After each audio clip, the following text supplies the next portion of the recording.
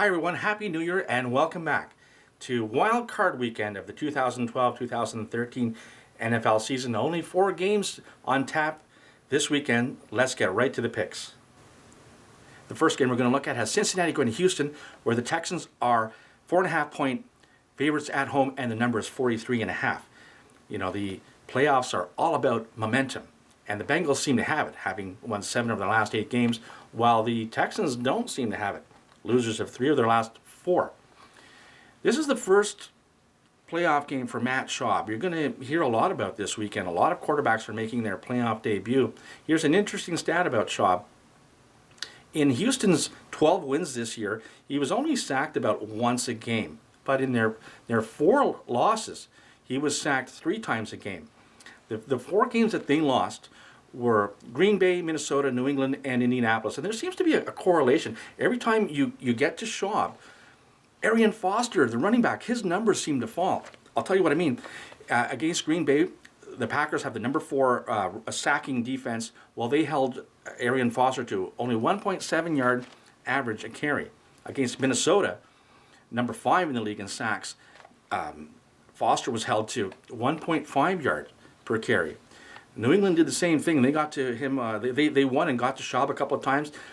Foster was held to 3.1. Well, that's the way it's gone for Houston so far. Well, Cincinnati is number 3 in the league in sacking the quarterback. Only 1 sack behind the co-leaders.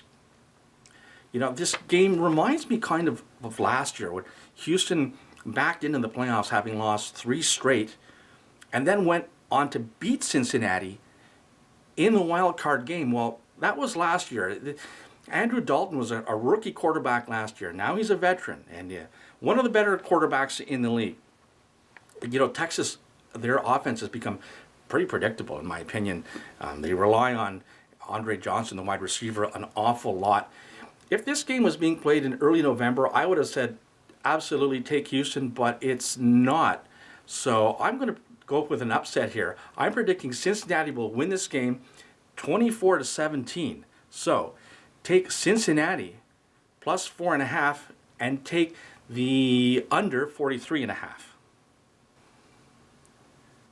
The second game is Saturday night as my Minnesota Vikings go to Lambeau Field to take on Green Bay. The Packers are 7.5-point favorites in this one, and the number is 46.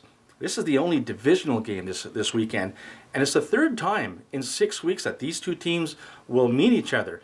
Green Bay won in Week 13, 23-14, and my Vikings prevailed in Week 17, 37-34. In that game, Minnesota went out to a 13-0 lead, and I can't imagine that happening this time. Defensive back Charles Woodson comes back for Green Bay, and although he's lost a step and is no longer a cornerback, he's playing safety, he does stop the run really well.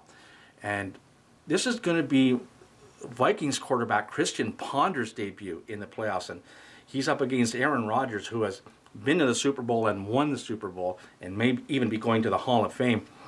You know, Adrian Peterson has had an MVP season, and Minnesota has surprised everyone, including myself, at how well they've done. But I think it ends here. You know, 5 of 6 of Minnesota's losses this year have been by 9 points or more, which is more than this spread.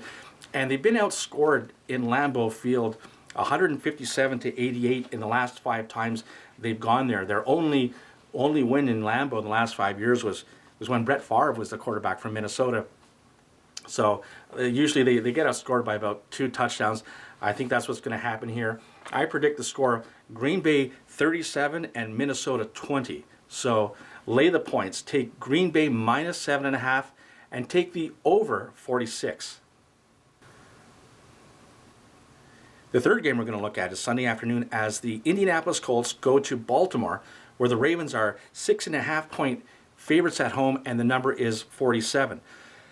The Colts have been another really good story, and they head into the playoffs going, having won 9 of their last 11 games, while Baltimore sort of took their foot off the gas and have only won 1 of their last 5 games. But, you know, a quick look at who Indianapolis has beaten, they're not a good group of teams, except for maybe last week when they beat Houston But if you remember, in that game, Chuck Pagano, the head coach who had missed 3/4 of the season, came back, and I think it sort of gave them a lift.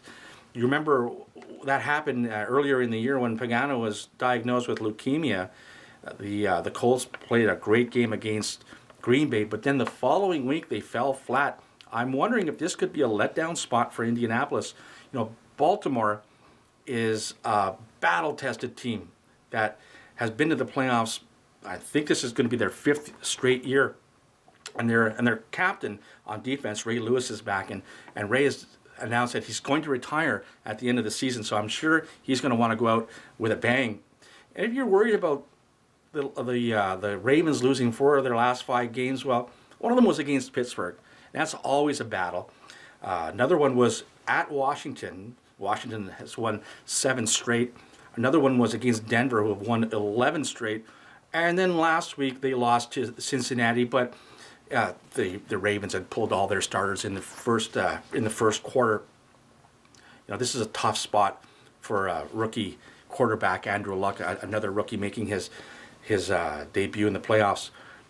Ray Rice should have a field day against an Indianapolis defense that is 29th against the run. I think they're going to be going more to the run under Caldwell, who took over as offensive coordinator a couple of weeks ago. Baltimore has won the first game in the playoffs in the last 4 years by more than 7 points each time. I think they're going to do that again. I expect the score to be Baltimore 33 and Indianapolis 17. So take Baltimore minus 6.5 and take over 47. And the fourth game is the Sunday nighter as Seattle goes to Washington, where the Redskins are 3-point dogs at home, and the number is 45.5. Here we have 2 of the hottest teams in the NFL right now, and 2 more rookie quarterbacks making obviously their playoff debuts. Washington has the edge offensively, well, at least statistically, but keep in mind that in the month of December, Seattle really racked up the points, and they outscored their opponents 170-43. And the road games, their last 4 road games, Seattle has averaged 29.5 points. Seattle also has a big advantage on defense. They give up the least amount of points in the entire NFL, and they give up about 9 points less than Washington. Keep in mind that the Seahawks have played the number 1 ranked, at least offensively, Patriots, and they held them to 23 points, which is 12 points less than what New England normally scores. They played the number 5 offense, Green Bay Packers, held them to 12 points, which is about 15 points less than they average. And the number 11 offense, San Francisco, they held them to 13 points both times they played them, and that's 12 points below their average. Last week for Washington, rookie running back Alfred Morris ran right through the Dallas defense, but Dallas's front 7 was just ravaged by injuries. They were down to second stringers on most of their front 7. Not only is Seattle's defense very, very, very healthy and very good, they also get back their cornerback, Brandon Browner. Is that his name? Brandon Browner? The guy who was sitting out 4 games for a suspension. Well, along with Richard Sherman, those 2 cornerbacks might be the best in the NFL as a tandem, and their safeties both made it to the Pro Bowl last year, and I'm pretty sure that Earl Thomas also made it there this year. I think Seattle's going to score too many points for Washington to keep up with them, so I'm predicting the score to be Seattle 24 and Washington 17. So take Seattle minus 3 and take under 45.5.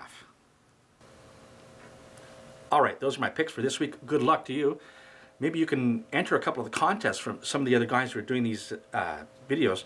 The Football Guru was offering 2 baseball caps if you can beat him in the playoffs, and the Electric Football Show also has a contest. They're not offering anything because they're a couple of cheapskates. No, I'm just kidding. But you can definitely have bragging rights. I strongly recommend you go to their channels and enter their contests, and like I said, you can win a couple of hats and brag to the others how good you are. All right. For the GeoKnows channel, I am Geo. Good luck with your picks. Let's take the man's money.